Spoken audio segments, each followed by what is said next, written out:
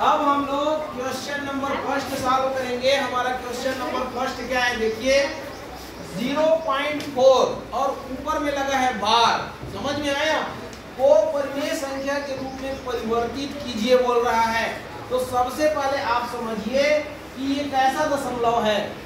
तो जिसके ऊपर में बार लगा रहता है वो कैसा दशमलव होता है? अशांत दशमलव। कैसा दशमलव होता है? अशांत दशमलव। इसका मतलब क्या होता है? तो इसका मतलब समझिए 0.4 और ऊपर में लगा है 4 का क्या? बार। तो इसका मीनिंग होता है कि जिसके ऊपर में बार लगा है वो बार बार आएगा। ये हम जितना बार चाहें उतना बार उसको लिख सकते हैं, ये उसका मतलब होता है। कहीं कहीं पर ऐसा भी लिख दिया जाता है, ये ऊपर में ऐसे गिनती लगा दिया जाता है। इसका भी मतलब होता है हम 4 को जितना बार चाहें उतना बार लिख सकते हैं। यहाँ 4 बार लिखे, 5 बार भी लिख सकते हैं, 6 बार भी लिख सकते हैं। आई बात समझ में? तो इसको क्या बोलते हैं? अशांत दशमलव। क्या बोलते हैं? अशांत दशमलव। अशांत दशमलव है यहाँ पर। और इंग्लिश में क्या बोलते हैं? Non terminal. क्या बोलते हैं? Non terminal. आई बात समझ में? अब चलिए हमको क्या बोल रहा है? 0.4 के ऊपर में लगा है बार, तो परिमेय संख्या के रूप में परिवर्तित कीजिए बोल रहा है। तो कैसे परिवर्तित करेंगे उसको मैं समझा रहा हूँ, ध्यान से समझिए। तो सबसे पहले सॉल्यूशन लिखेंगे, फिर लिखेंगे माना। ये माना x बराबर कितना है? 0.4 और ऊपर ये बार। अब हम इसको ऐसे भी लिख सकते हैं, x बराबर 0.4444। ये ऐसे लिख सकते हैं कि नहीं लिख सकते? ऐसा लिख सकते हैं कि नहीं? लिख सकते हैं ना? तो इसको क्या करेंगे आप? समीकरण एक नाम दे देना। समझ में आया? अब देखिए यहाँ पर कितना नंबर जो है बार बार रिपीट हो रहा है? 1 नंबर की 2 नंबर? 1 नंबर। भाई ये एक नंबर है ना 4 जो है। मान लो कहीं ऐसा रहता 0.24 ऐसा, तो मैं पूछता कितना नंबर रिपीट हो रहे हैं, तो क्या बोलते? 2 नंबर। यहाँ पर ये ऐसा होता, ये 2 नंबर रिपीट हो रहा है बोलते ना। तो यहाँ पर कितना नंबर रिपीट हो रहा है? 1 नंबर। तो जब 1 नंबर रिपीट होता है तो ये जो समीकरण माने हैं इसके दोनों पक्षों में किसका गुणा करेंगे? 10 का। और जब 2 नंबर रिपीट होगा तो दोनों पक्षों में कितने का गुणा करेंगे? 100 का। ये याद रखना। तो लिखेंगे दोनों ये पक्षों ये में किसका? 10 का। क्या करने पर? गुणा करने पर। किसके? तो यहाँ पर लिख सकते हो समीकरण 1 के ये समीकरण 1 है ना, तो समीकरण 1 के दोनों पक्षों में 10 का गुणा करने पर। तो 10 का गुणा कर दो ऐसा। ये देखो ये dash dash dash dash dash ये आप चाहो तो ऐसे ब्रैकेट लगा लो, गुणा 10 कर सकते हैं। ये कर सकते हो कि नहीं कर सकते? अब जब गुणा करोगे तो इसका इससे होगा कितना हो जाएगा?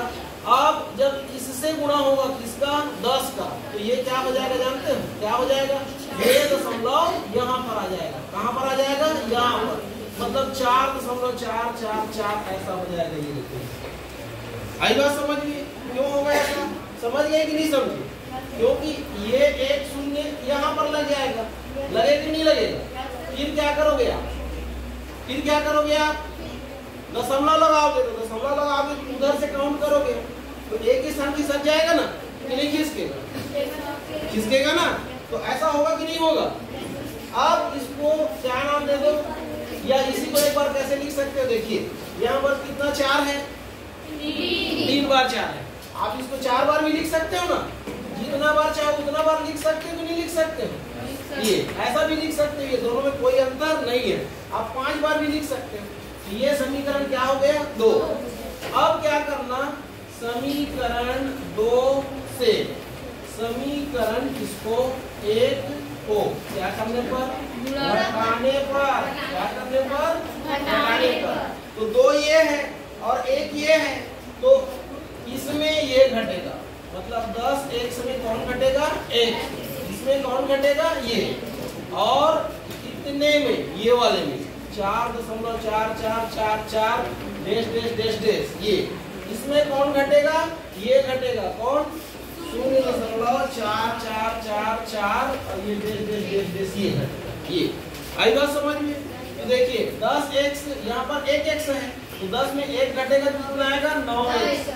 अब यहाँ पर देखो दशमलव के बाद तो देखो 4 4 4 4 है और दशमलव के बाद 4 4 4 4 है।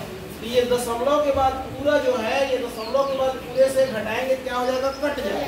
कट जाएगा ना, सिर्फ बचेगा क्या? ये 4 में कौन घटेगा? शून्य। तो 4 में ये देखो 4 में शून्य को घटाओगे तो कितना आएगा? 4। ये केवल आ रहा है कि नहीं आ रहा है? कि नहीं आ रहा है बताइए? आ रहा है ना।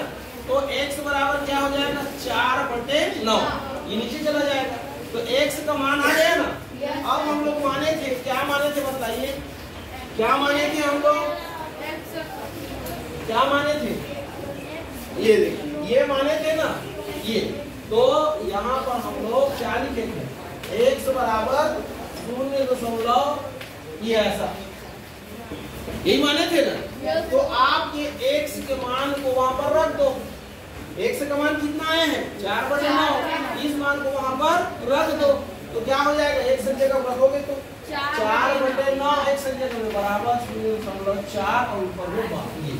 तो यही आपका क्या हो गया? आंसर। आपको क्या बोला था? 0.4 का बार लगा हुआ है, इसको परिमेय संख्या के रूप में परिवर्तित कीजिए। तो ये देखिए ये परिमेय संख्या के रूप में बदल गया ना। परिमेय संख्या किसको बोलते हैं? इसको बोलते हैं परिमेय संख्या, जिसको p/q के रूप में लिख सकते हैं, अंश बटे हर के रूप में। ये अंश बटे हर के रूप में है ना। यही आपका आंसर आया समझ में कि नहीं आया?